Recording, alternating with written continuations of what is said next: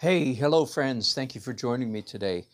My name's Dan. Maybe you already know that. And I am going to be talking today about doing what I call is a finished charcoal sketch. That is to say, the sketch that I'm doing in charcoal is the finished product. I'm sending that to the client. Now, let me take just a few minutes and define my terms a little bit, okay? I brought some previous work of mine to show you what I mean.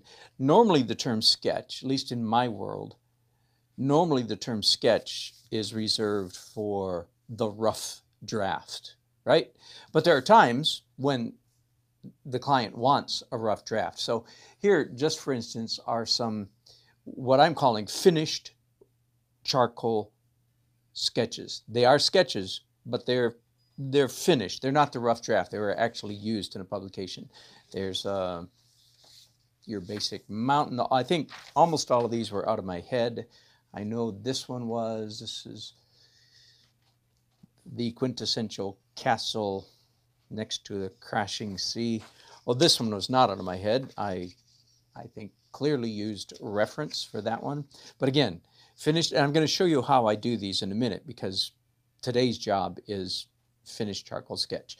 Here's another one and one more. So that's what I call, they have a very particular look, and I'm going to show you how I do these.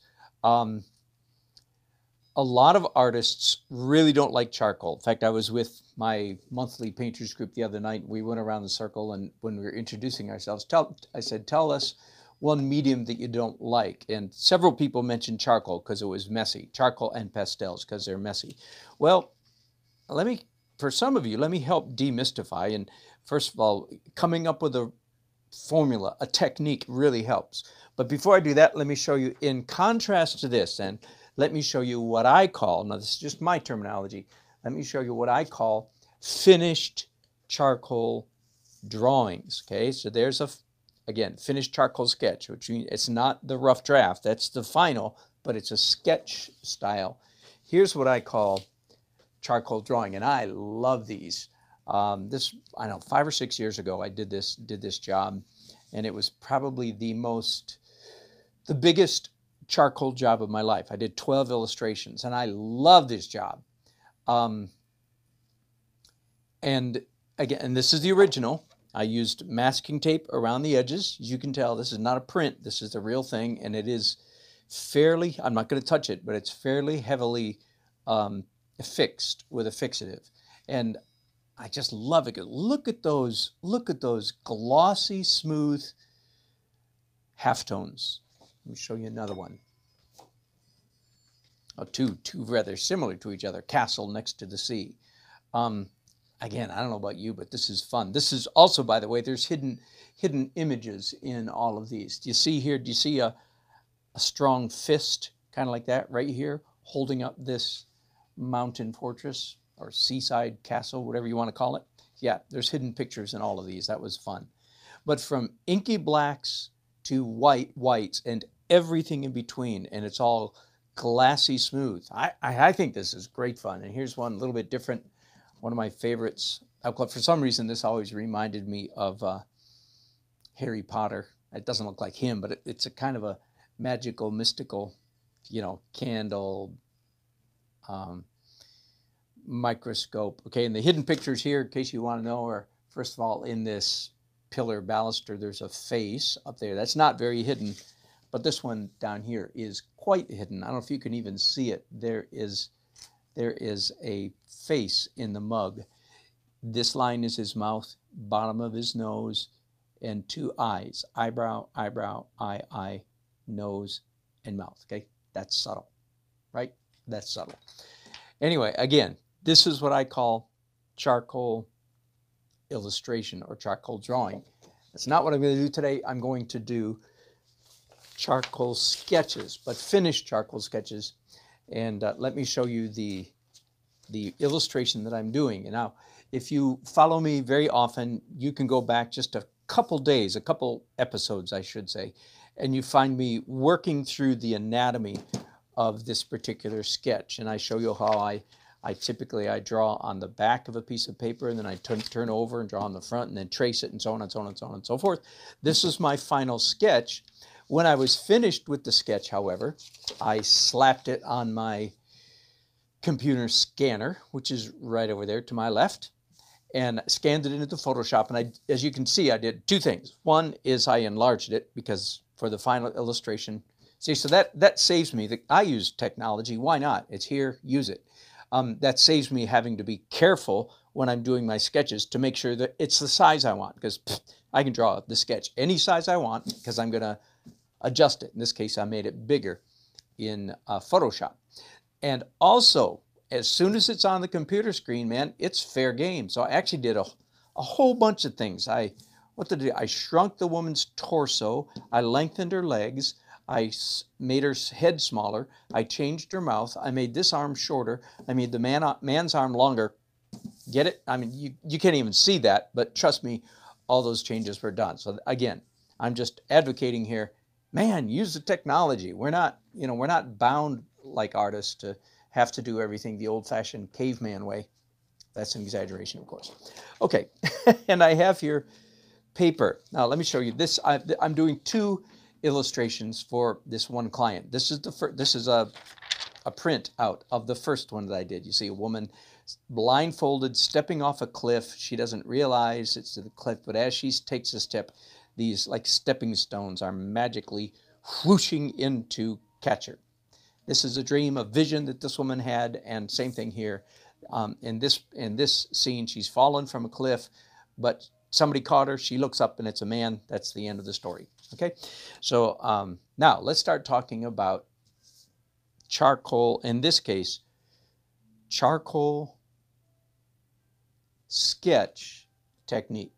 Okay, as you can see, I'm using a light table. I have here removable Scotch tape. Now let me make sure I get this at the angle. Would this be more dramatic? Nope, I think it's okay right like that. So I use removable Scotch tape a fair amount, actually, because it's just so convenient. So I'm taping it pretty firmly. I don't want it bouncing around, moving around when I start drawing. Now, I didn't think about this. Do I want this, do I want a border? You know what? I'm sorry I didn't think about that. I think I do. So I don't have enough blue tape here right in front of me, so I'm just going to go ahead and use more of this Scotch tape. Sorry, this is not supposed to, this is not, well, nah, this is insightful, instructive for some of you. Again, let me grab, just for fun, let me grab one of my finished charcoal drawings and point out how much better the illustration looks with a razor, in my opinion, with a razor sharp edge. And again, this is not a print, this is the original drawing. And I just think that just is classic, just sets it off, it's ready to frame. If you framed it, you'd actually want to let some of this white show, let the matte board start back here. Anyway, so I think it just gives it a clean look, so I'm going to go, I'd rather be having a wider tape than this, but this will do. This is good enough. So again, this is removable, that's important. I think if you used regular, what we call Scotch tape, you might have some hard difficulty getting the tape off the paper when you're all done. But if you use removable, you're probably okay. One more piece, then we'll get started drawing. Again, so some of you maybe didn't know about the tape trick. Some of you who feel like charcoal is just an insufferable mess. So I've just given you one tip. Oh, and also I'm wearing the glove. I'll get comments, I'll get questions. Why are you wearing the glove? Did you injure your hand? Are you protecting your hand from the paper? People actually say that. No, no, no, no, no. It's to protect the paper from the oils on my hand. Okay, let's get let's get to work. Now, when I turn on the, there we go. They're quite a bit darker here. Now, okay, having turned all those lights off, let me turn them back on again because I want to talk about my tools. Boy, I'm well organized here, aren't I? Okay, tools. First of all, bind charcoal. Okay, let's talk about, okay, tool time. Tim, what's his name? the comedian. Let's do tool time. I have two, believe it or not, two of my 3 charcoal kits. I have 3. I have large, small, and I actually have a medium downstairs, ready to run out the door at the last second. So this entire thing is filled with nothing but charcoal tools. And this little thing is filled with, of course, charcoal tools. Let's define our terms. There are all kinds of charcoal out there. Let's see what's in here. I don't even remember. Oh yeah, well, that's not charcoal, that's Conti crayon, but you can understand why that's in there. Charcoal and Conti crayon for you people who are keeping score. Here's what I'm looking for. Okay, so in a sense, the most basic or fundamental beginner, I don't mean beginner like amateur, I just mean getting started from the antique realm. Vine charcoal or willow charcoal, very inexpensive. 25 pieces probably cost me $3. This is what historically oil painters have used to sketch on their canvas before they get started. The reason is there are no additives, no wax, no oils, no nothing. It's just a cooked or charcoaled willow twig. So that's, first of all, that's charcoal level number 1. Since I'm on that subject, let me show you some tools. Again, this is for those of you who hate charcoal because it's so messy. Well, these will help a little bit. These happen to be antique. I love them. They're old and they're made out of brass. And basically, you can take a piece of vine charcoal. Will that stay there? Yeah, here we go. Oh, let me find that out. So here's a very tiny piece of vine charcoal. So I'm going to take the smallest one of these and slide the ring back. Let's do it on this end. There we go. Slide the ring back. Whoa, there's a whole bunch of charcoal already in there. And put the piece of vine charcoal in between these 2 tongs of the fork, if you will. And then you slide the ring up and it grips the vine charcoal. Let me find a piece of scrap paper here just for a second. Right out of the trash. There we go. So now, see, that is, and I use these things a lot. Now, these are antiques. Do they still make them? Absolutely, yes, they do. Let me show you a modern one. There we go. So here's the new, improved, updated version. This tool, again, now this is actually not as good as the antique because it only has one end, and it only, a piece like this would be too small. See? So you have to use the thick. But it's still okay. Not as good as the antique, but it works. And of course, as you can see, you can use the vine charcoal down to the very last nub when you use one of these handles. Okay, again, back to the antique, which is what I actually prefer, and I'm going to use today. Let me put all this stuff that fell out of here. Let me put it back in here real quick. There we go. Okay, did you get that? Now, some of you are saying, yeah, but see, your fingers are already dirty. And they are. This is not in my kit, but it's nearby. A piece of paper towel, a spray bottle that I use for my watercolor. And there, you happy now? My fingers are clean. Well, clean enough, clean enough for drawing. Okay, so that's vine charcoal. Everybody should know about vine charcoal, or willow charcoal, it's called. The other most common form of charcoal is, I don't know if it's the most common, of course, are charcoal pencils. These are made by General. These guys, General Charcoal. I remember getting my first General charcoal pencil when I was about 10 years old. And then there's I don't know what company this is. Oh, this is General too. No wonder. Both of these are made by General, which is the old standby. There are 2 kinds. One is that you sharpen with a pencil sharpener like this. And while I'm on the subject of pencil sharpeners, let me just tell you a hard-learned lesson. These are cheap, what, $2 or $3 each. I have probably 20 of them laying around the house. Why do I have 20? because I came to discover these things don't last forever. Here's a good tip.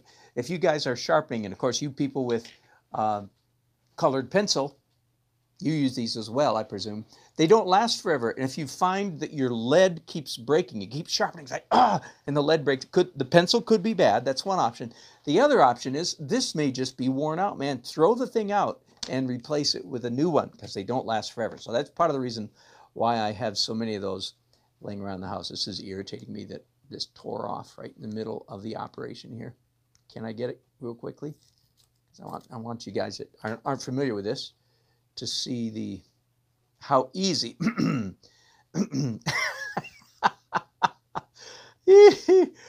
forget that. Let me find another one. How easy it is to tear off the the paper. Here we go. You pull the string and then you begin peeling. And if you peel carefully, it comes off like this. There you go. So that you have two options in the charcoal pencil department. One is this with a sharpener. The other is this with a string. And I use them both. There you go. Next in the charcoal realm, and this, I think most of you will be familiar with this, a charcoal stick. Now, this is charcoal that's been ground up, in a paste and then extruded or put in molds. And because they do it, and it also comes in skinny sticks, because they put it in molds, that means they've added a little bit of stuff to it to make it hold together, right? And that's what you do want to be a little bit cautious about where you use this, because you don't want any of that stuff to start bleeding up through your oil paints, for instance. I'm not going to break this one, but I will tell you that it's assumed, same thing with pastel, in my opinion, that the artist is going to break these in half, because very often when you're drawing, you want to use the side of the, oh, what the heck, I'm going to break this. You're going to use the side of the charcoal stick, but usually not 2.5 inches wide, usually more like this. So I'll just tell you again, for you beginners, most people, same thing with pastel. Then you could say, well, why don't they make them this short? And the answer is many pastel companies, in fact, do. They don't make them this long. They make them this long. And by the way, just ironic that, yep, most pastel sticks are the same length. Most pastel artists that I know of break them in half before they. That's not a hard and fast rule. You don't have to do that, but that's what most people do. Okay, so charcoal pencils, charcoal block. Oh, and then we've got one more very, very special category of charcoal. And here it is, pure charcoal powder. Looking for another piece of scrap paper so I can do a little bit of messing here, straight out of the trash. What do you do with charcoal powder?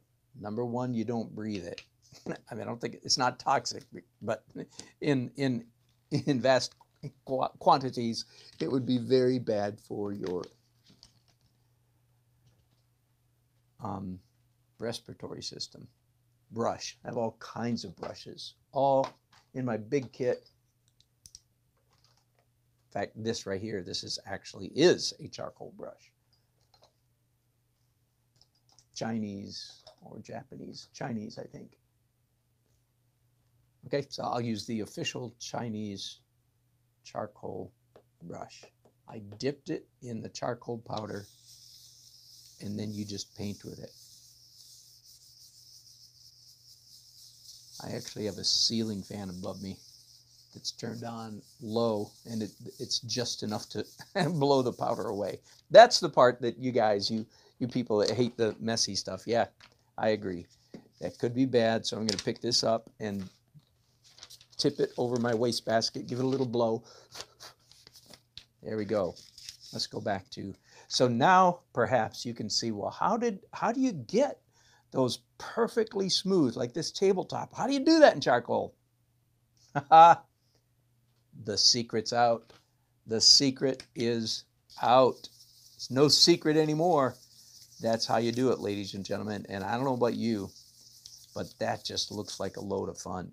Okay, so those are the, let me put a lid back. This stuff makes me so nervous. Like, one sneeze. Can you imagine if you tipped that jar over in your studio? Oh my goodness, you'd be vacuuming charcoal out of your carpet or whatever, out of the cracks of the floor for years. Now, I don't know. I didn't promise that I was going to give you a grand tour. I'm in this a little deeper than I expected, but okay. Well, I'm this far. Let's continue. What the heck? Now, besides charcoal pencils, charcoal sticks, and charcoal powder and vine charcoal. Where is it? There we go. Okay, so I got 1, 2, 3, 4, and I'm probably missing one. I didn't get this all super organized, but there's at least 4. Okay. Besides those 4, we have all kinds of other tricks. Let me show you what some of them are. Now, for one of them, and this is what you're going to see me do in a few minutes. Let's go back to the vine charcoal just for a minute. I'm going to just make some marks. Ooh, aren't those pretty? Don't get hooked on them because they're not going to stay there long. And here I have a very precious, believe it or not, a very precious, much used Kleenex or tissue for you fussy people. The reason it's precious is because it's already filled with charcoal powder. And then, of course, this worked better if this paper weren't already wrinkled. Now, I just did 2 things. Number 1, I wiped these lines way back. I pushed them softer, but I also, can you see this? I've also got these lovely wings, streaks, which I employ in my sketches quite a bit. Let me show you a sketch again real quick and let you see. Now that you know how I did it, you go, oh, so that's what that was. Let me find one real quick. You can kind of see it in that one. Oh, okay, you can see it a whole bunch in this one. So this, again, how do they do that? Do you see the texture above this railing right here? I'm hoping you can see it, this lovely whoosh, whoosh, whoosh. Now you know exactly how I did that. Vine charcoal and dirty tissue. Of course, if you lose this one, no big deal. You use a clean one several times, and then it's as good as old. Good as old. But I'm not gonna lose this one. I'm gonna keep that right there in my little tray. Okay. So that's one of our tools. Tool number 2, and again, you will find this in the charcoal section of your art store. A chamois, a literal, real chamois, which I think means sheep skin leather, right? And this is like your gentlest eraser. It doesn't quite erase, but it does quite a bit. What a tool. Who'd have thunk? That's number 1. Number 2 is this is called a dry cleaning bag, or it's basically a little, here's 3 of them, little fabric, 3 manufacturers. It's a little cloth bag filled with eraser crumbs. Can you believe that? The things these people come up with. And what do you use this for? Well, it's like your next level of eraser. It erases just a little bit more, usually, than the chamois does. Next, we have the good old workhorse kneaded eraser. Kneaded erasers, in my opinion, never wear out. I'm sure that's not true, but I have had kneaded erasers that I have used extensively for 10 years without any decline in their functionality. That's a kneaded eraser. Some of this you guys don't need to know, but then there's the white eraser, right? Now we're talking serious eraser. Also, you can take one of these erasers and slice off just a little bit of it like that. Put that dangerous weapon away, and now you have a very fine, if you're making whiskers on a cat, of course, and they'll wear down really quickly, so you'll have to do it again, but super fine lines. Okay, shall we continue? More tools, more charcoal tools. Here are 2 very important ones. These are 2 of my favorites. Is an eraser pencil, again, the peel off kind, and then an eraser stick with a holder. So again, and I use this stuff extensively in my charcoal drawing. That one's thinner, this one's a little thicker, a little rougher, etc. Let's go back now to one of my charcoal sketches so you can see. Oh, so that's how they did that. Here's my charcoal sketch, and you'll notice, see the highlights on his skin. I'm not sure if I did that with a kneaded eraser or an eraser stick. Doesn't matter. Do you see all these white lines? That's what I did that with, an eraser. Are we done now? Hang on just a second. Let me sit back and take stock and look at my... Oh, no, of course not. I should have included this early on, a blending stub or a tortillon. It looks to me like it ought to be tortillon. Again, and you guys know about this, a blending stub. Why don't you use your fingers? You can, but your fingers have... your finger has oil in it, and you don't want to be rubbing that oil all over your charcoal, all over your paper, because it will discolor, and it will not take forever for it to discolor. So there you go, blending stubs. They come in different sizes, I'm looking for a smaller one. Here we go. So again, let me show you just a quick trick, because I doubt that I'm going to do this today when it comes time to doing some finished charcoal illustration. Here's a charcoal stick broken in half and a blender. I pick up, for subtle drawing, I'm rubbing the tortillon on the charcoal and then drawing with it. So instead of getting a hard line like that, I'm getting a nice soft line like that. Does that make sense? One more tool I'm going to show you, I think. No, two more. And this sounds good till you buy one of these. You say, what in the world? Why would anybody... As you can tell, these are both pretty worn, pretty used. I got tape holding them both shut. This is electric eraser. You hear that? And you say, why would anybody need an electric eraser? That's ridiculous. Isn't that just the ultimate in laziness? The answer is nope. Let me show you why. Let me go back to one of my illustrations. Here we go. Excuse my reach. Here we go. Let me go back to one of my charcoal drawings. By the way, now I hope, if you've been with me this whole broadcast, I'm hoping that you can look at this illustration with completely new eyes. You're going, doggone it. So that's how they did that. Exactly. And I want to point out just one very specific thing. Look at these, all the lights in these windows. How do you think those were done? There's your answer. I'm not going to do it because this one's finished. Okay? So no, it'd be really hard to get those pinpricks of light. Same thing with the lightning. I could have done that. I used all different kinds of tools to create that lightning, but in particular, I'm sure I used an electric eraser. Whew. Now, one more question I should answer. What about using white pastel? Hello, David Mercer. Good to see you.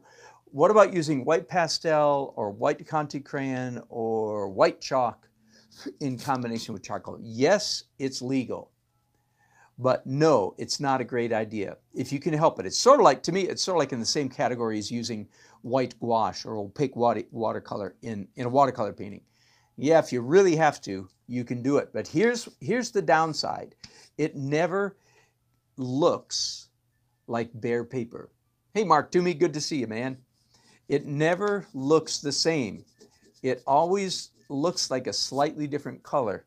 And for that reason, it's only a last resort. Okay, I think that's all of my tools. I have other things like super wide brushes, but that's still, a brush is a brush. I think that'll do for my tour of watercolor tools. Okay, let's get to work then. I'm, again, using my damp paper towel to clean my dirty fingers there. Again, that's for those of you who hate charcoal because it's too dirty. Let's go all the way back now to the project at hand, which is this right here. Ready? Turn these lights off again. And here's one technique for rendering that. I've got a vine charcoal holder. And I'm going to basically, and I'm going to break here in a few minutes because this is too monotonous. You can watch me do some of this, but now with this great big fat charcoal, see, I can't match the thinness. The sketch here was done in mechanical pencil, right? And my vine charcoal is big and clunky and fat compared to the mechanical pencil, right? But it is, in fact, the clunkiness and the fatness of it is exactly what I want. Okay, I'm going to take a few minutes take a break from you guys, give you a break from me, and I'm going to finish drawing this whole drawing with vine charcoal.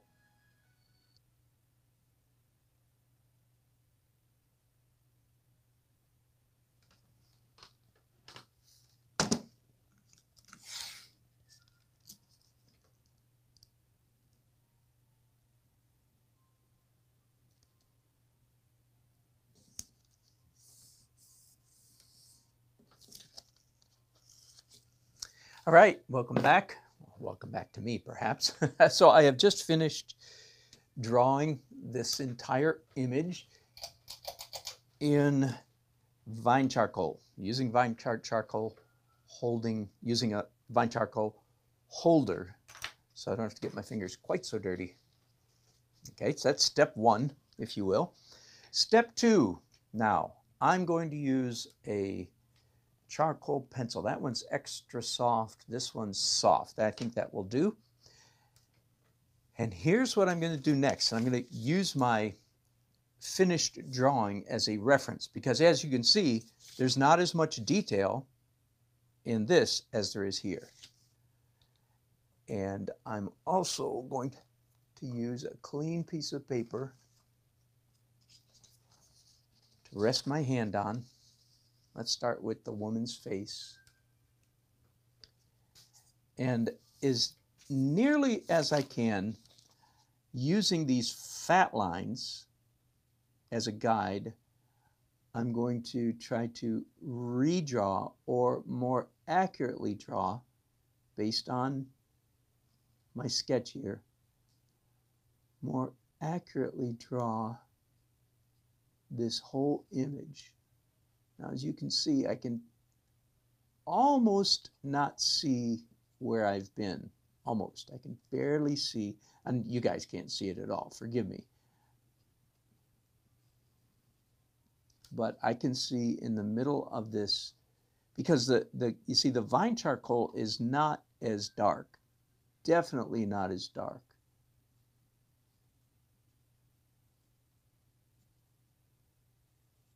as the charcoal pencil.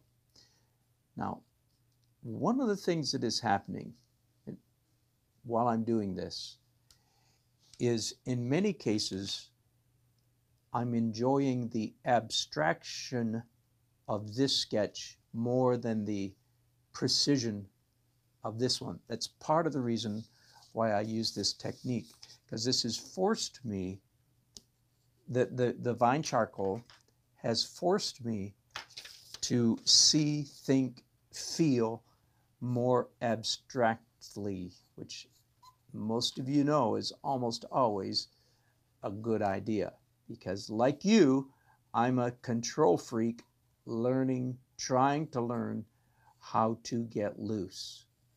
So the vine charcoal forced me to be loose because it is a blunt tool. It just does not allow for extreme detail. Does that make sense? So it's like the use of the tool has forced me to be a better artist.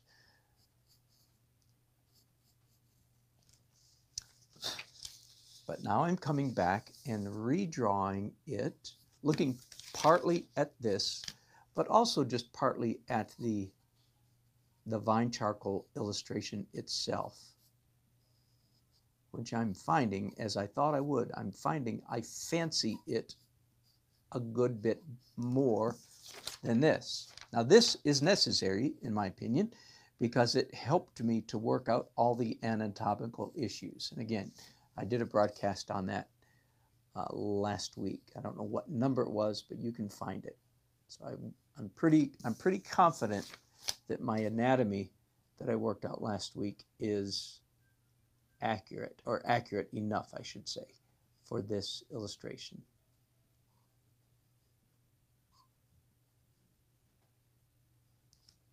Now, once again, you can't even see what I'm doing, so I am going to take another short break, and I'm going to finish this process, the process of tracing, redrawing, if you will, with a little more detail and a little bit more accuracy, but definitely responding to the abstract feeling of the vine charcoal drawing. Okay, so let me finish this seam down the middle of her blue jean, not the middle, the side of her blue jean leg. All right, we are back once again. I just finished tracing the entire vine charcoal sketch with a charcoal pencil. Now, here's the fun part. This is a little bit like Christmas. Anytime you do a reveal, an uncover, it's like unwrapping a gift. So I have this already dirty Kleenex tissue in my hand. I'm actually going to give some thought to my strokes here. Not just going to fire away randomly. I want to make sure that my strokes are kind of interesting and artistic.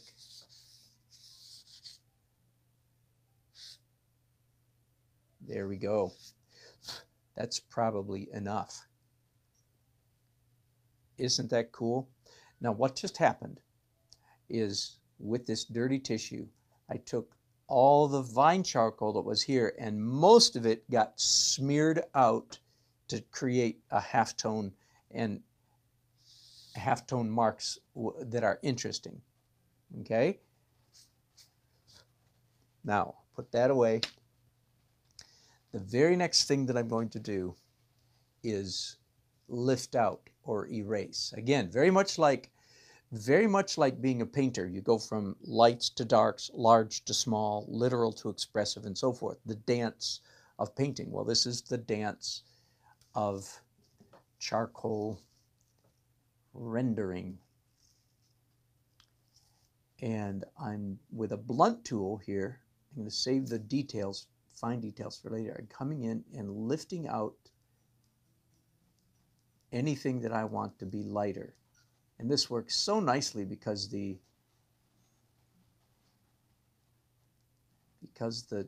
charcoal powder that I created on the paper lifts off so easily. In fact, it lifts off too easily. So I want to get a blending stub here and smooth out any lines that come out too harsh after I've erased them.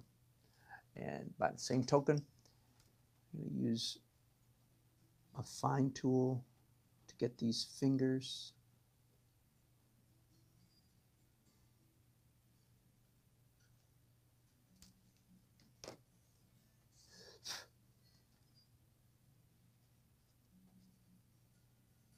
so you can kind of see where I'm going with this. After I finish erasing, I'm going to come back and do drawing with charcoal, just like you would expect. I almost didn't have to tell you that, did I?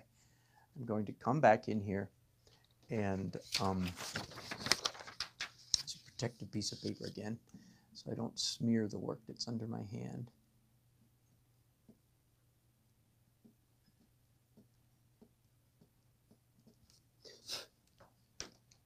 Here's one of the reasons for this brush right here, is to get rid of crumbs. That's what I use that for.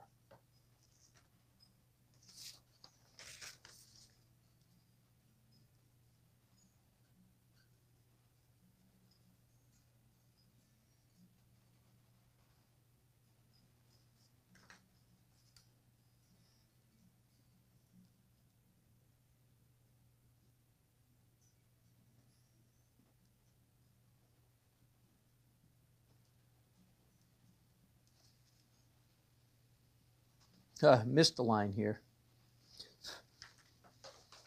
There's one line that I drew in vine charcoal and then didn't realize I hadn't hit it with the charcoal pencil, but that's all right. I can guesstimate pretty closely where that line is supposed to go. Again, this brush I'm using just to get rid of the crumbs from the eraser.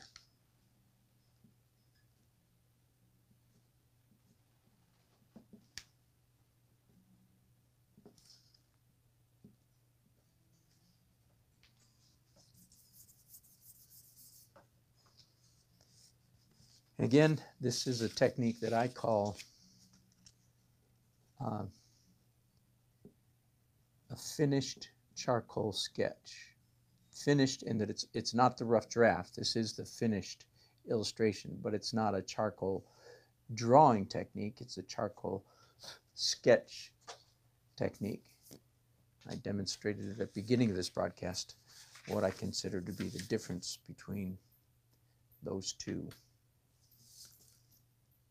Now, light hitting the top of these cliffs behind the woman, trying to give the feeling that she is in grave danger. It's not a small drop underneath her. It's hundreds of feet down. Now here's a question. I don't have this resolved yet. Do I want the cliffs to be dark and the sky, so to speak, behind them to be lighter, or the sky to be dark and the cliffs lighter? Which would look more ominous? Let me think about that for a minute. I have the same issue with the woman. Should she be dark in front of a light background or light in front of a dark background?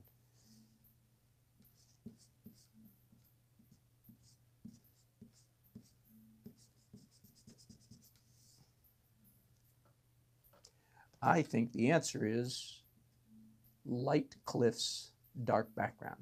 So in a minute here, I'm going to, so let me just do some light highlights on this cliff. In a minute here, I'm going to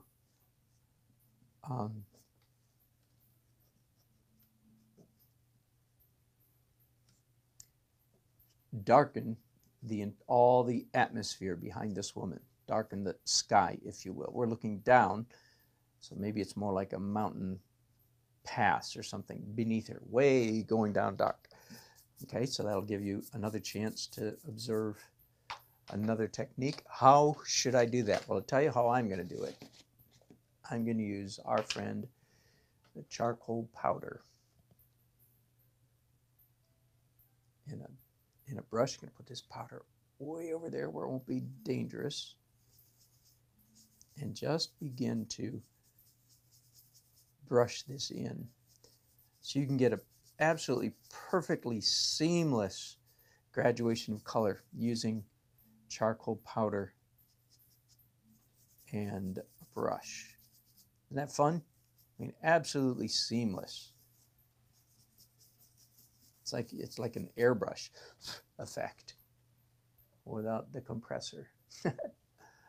But I'm finding that is not dark enough, so I'm looking now for another brush, a smaller one. Here we go. And let's try another trick. Let's try this. So here's brush on a charcoal stick. Nope, that didn't work. So now I'm afraid, let's not do that yet. Let's pick up the vine charcoal again and color this in. The vine charcoal is very, very, very soft, right? So it yields very easily to any kind of manipulation you do on top of it. There's a little blow. That's you people that don't like charcoal. I know that's the part you don't like. And if this wasn't a dedicated studio, I'd have trouble with that, but it is. Thank goodness it is just my studio. I'm looking for, here we go. Here's the kind of brush I'm looking for. The right hardness. There we go. There we go.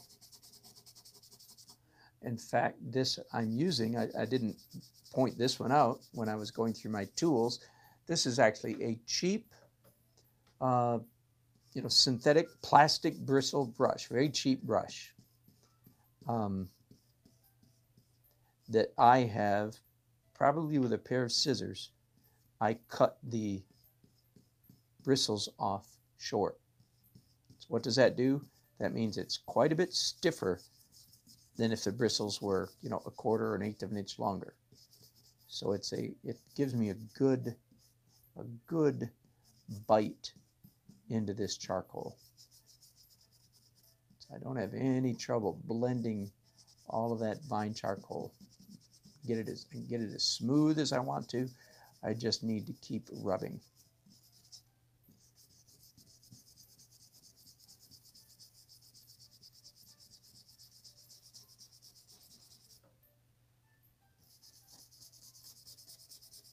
And get rid of all the hot spots, all the dark spots, so that I don't want any texture down here at all. I want it perfectly smooth. Again, like an airbrush. Because I don't want it to look like the woman that there's a ledge 10 feet below her. I want it to look like it's a complete abyss. All right, so there you go. I'm well on my way. I'm going to take this to the next step now. And I often do this. Build up. Don't go right straight to complete darkness, as dark as you want. Get your darks built up little by little. So now I'm using, as you can see, the side of a charcoal stick. So now that's good. That's a lot darker than the vine charcoal. And I'm going to continue with the same stiff brush with the bristles cut short, so that I can blend all of that in. Let me take a break from that just a second, because I know if the sky, so to speak, the atmosphere between these two cliffs, if it's that dark, then I know that I want the cliffs themselves to get quite a bit darker. So let's bring the fine charcoal out here quite a bit, and I can go ahead and darken. I've got a hard spot on this piece of vine charcoal. That happens. Let me switch to another piece then.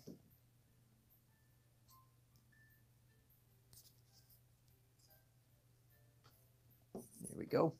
There we go. Now you understand, don't you, all these lines I'm making right now, they're going to completely disappear in just a minute. Let me think about the tool that I want to start blending that with. I'm going to start with a bigger brush now. That small brush is too slow for a job this big.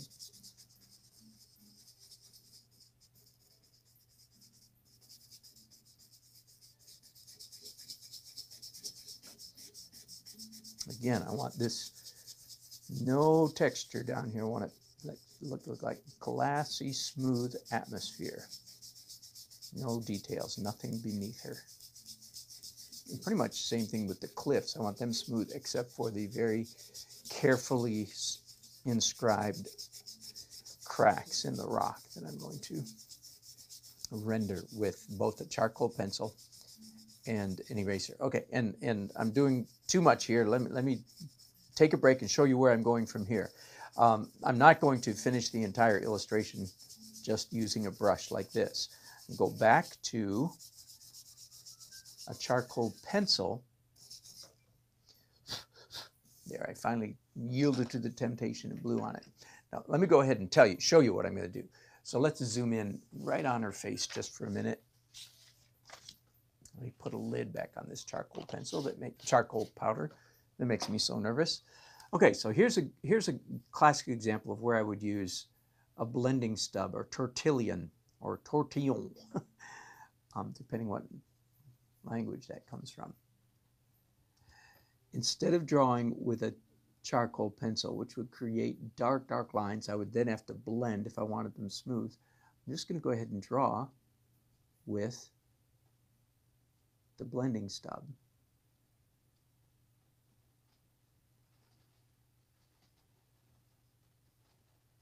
You see I get much softer lines.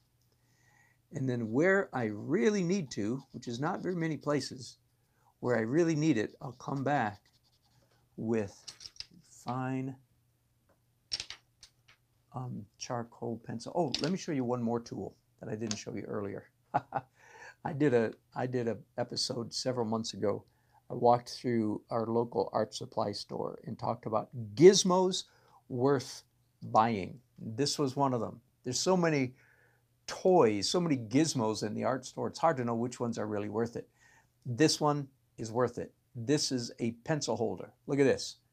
Look at how short this charcoal pencil is. But with this pencil holder, I still have some decent life. This is unusable by itself. But with the holder, you put it in, and look at, there you go. I can continue to use it. Okay, so I'm going to come in here and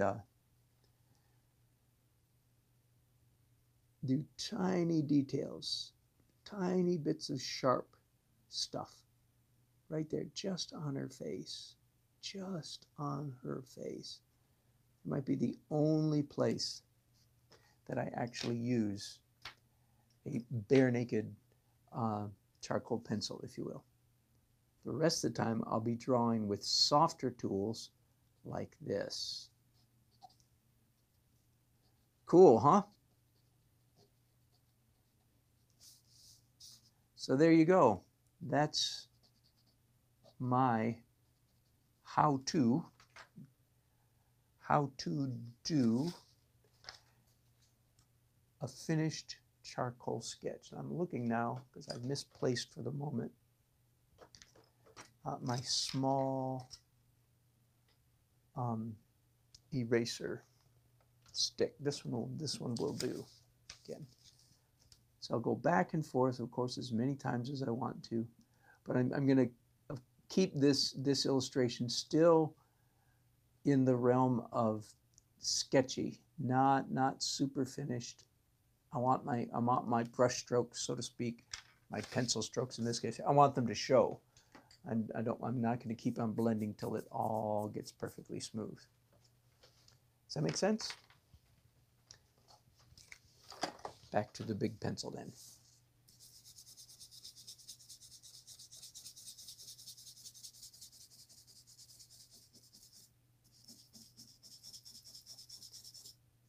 So again, I think charcoal, whether it's the rougher sketch technique or whether it's the super mirror finish charcoal drawing technique, I think it's a wonderful, and I'm not getting too dirty.